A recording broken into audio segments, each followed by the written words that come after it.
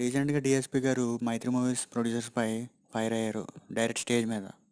ఏదైనా సరే అడిగి తీసుకోవాలని, క్రెడిట్ ఎప్పుడు మనకి తీసుకోవాలని, ఇంకొంచెం ఆడియోలోంచి లేట్ అయినట్టు ప్రొడ్యూసర్ గారు అంటే లేదు ఆయన ముందే వచ్చి బయట వెయిట్ చేసినట్లు, ఇలా కొన్ని ఇండైరెక్ట్గాను డైరెక్ట్గాను మైత్రి ప్రొడ్యూసర్ని ఆయన డైరెక్ట్గా స్టేజ్ మీద అడిగేశారు.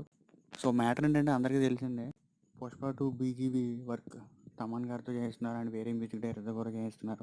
ఈ విషయంలో డిఎస్పీ హర్ట్ అయినట్టు సమాచారం. తమన్ గారు కూడా ఒకప్పుడు బ్యాడ్ ఫేజ్లోకి వెళ్ళారు, చాలా ఇబ్బందులు పడ్డారు, చాలా ట్రోల్ గురయ్యారు. కానీ అరవింద్ సమేత వీర్రాఘవతో కంబ్యాక్ ఇచ్చారు. సో ప్రతి మ్యూజిక్ డైరెక్టర్కి, ప్రతి యాక్టర్కి ఒక బ్యాడ్ ఫేజ్ అనేది వస్తుంది. దాన్ని ఎంతవరకు కంబ్యాక్ ఇచ్చామనేది పాయింట్ ఇక్కడ. డిఎస్పీ గారు ఎన్ని బ్లాక్ బస్టర్లు ఇవ్వలేదు, ఎన్ని చార్ట్ బస్టర్స్ ఇవ్వలేదు, ఎన్ని సూపర్ బీజిఎంలు ఇవ్వలేదు. కాకపోతే ఇలా స్టేజ్ మీద డైరెక్ట్గా అడగడం అనేది ఎంతవరకు కరెక్ట్ అంటారు? కొంచెం పాలెట్గా హ్యాండిల్ చేసి ఉంటే బాగుండేదని నా పాయింట్. వీడియో నచ్చినట్లయితే లైక్ చేయండి, సబ్స్క్రైబ్ టు అవర్ ఛానల్.